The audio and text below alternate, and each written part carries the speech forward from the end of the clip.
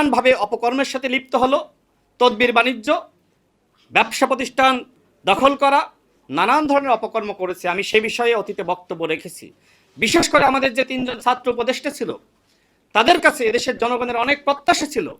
নাহিদ ইসলাম তো এখন অনেক গরম গরম বক্তব্য দেন, কিন্তু তিনি 6 মাস যে মিনিস্ট্রির দায়িত্ব পালন করেছিলেন, প্রিয় সাংবাদিক ভাইয়েরা আপনারা সাক্ষী, গণমাধ্যমের সংস্কার তিনি কি আসলে করতে পেরেছেন?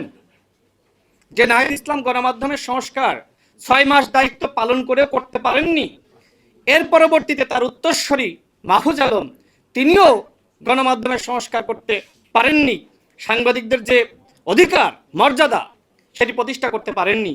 তারা এখন বলছে বিএনপি সরকারের পতন ঘটিয়ে তারা নাকি নতুন সরকার গঠন করবে।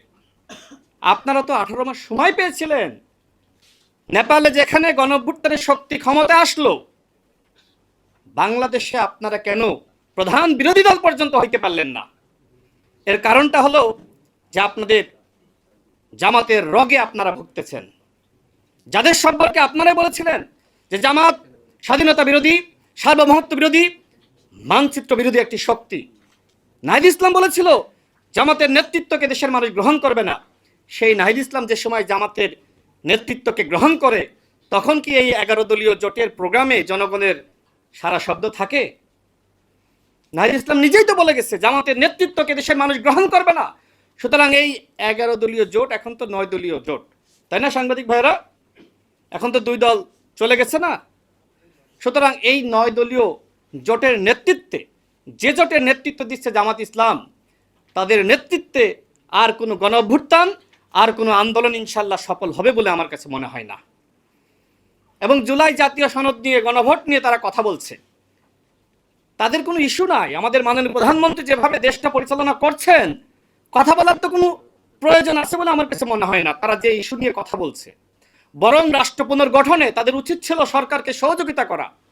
গণঅভ্যুত্থানের পরে ডক্টর মোহাম্মদ ইউনূস যেখানে ব্যর্থ হয়েছে, সেখানে বাংলাদেশের বর্তমান মাননীয় প্রধানমন্ত্রী, তাকে সফল করা দায়িত্ব ছিল এই 11 দলীয় জোটের, যারা অপোজিশনে আছে তাদের। কিন্তু তারা এই মুহূর্তে চাচ্ছে বিএনপি সরকারের পতন। তো বিএনপি সরকারের ধরের যে পতন হলো, এরপরে কি আপনারা ক্ষমতা চালাইতে পারবেন? নাকি আওয়ামী লীগকে ফিরিয়ে আনতে চান? এই ধরনের একটি অশান্ত পরিবেশ সৃষ্টি করে প্রতিনিয়ত হুমকি দিচ্ছেন। কেউ বলছে যে 1 মিনিটে গণঅভ্যুত্থান ঘটিয়ে দিবে, কেউ বলছে যে আসলে 3 দিনে ঘটিয়ে দিবে, কেউ বলছে 7 দিনে, কেউ বলছে 16 দিনে। আরে গণঅভ্যুত্থান ঘটাইতে তো একটা সমন্বয় লাগবে। তো সরকার পতন ঘটাবেন ভালো কথা, একটা সমন্বিত বক্তব্য দেন যে 7 দিনের মধ্যে পতন ঘটিয়ে দিবেন।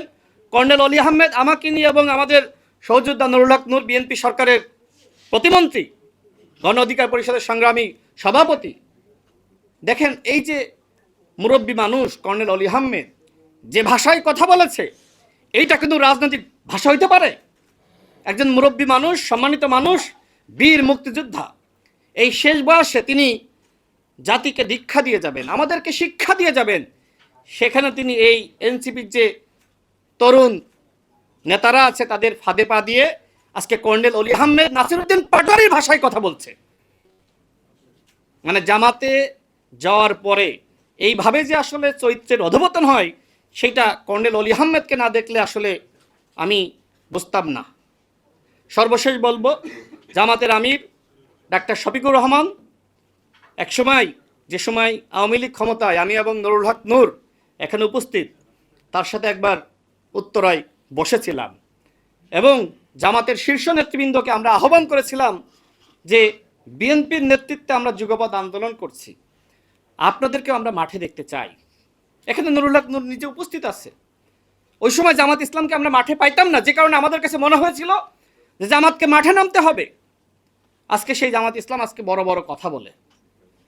গণঅভ্যুত্থানের সময় আমি এবং নুরুল হক নূর, আমাদের বর্তমান মাননীয় স্বরাষ্ট্রমন্ত্রী, তার সাথে একসাথে কাজ করছিলাম বর্তমান প্রধানমন্ত্রী জনাব তারেক রহমানের নির্দেশনা মেনে, এবং স্বরাষ্ট্রমন্ত্রী তিনি রাজনৈতিক সমন্বয়টা করেছিলেন।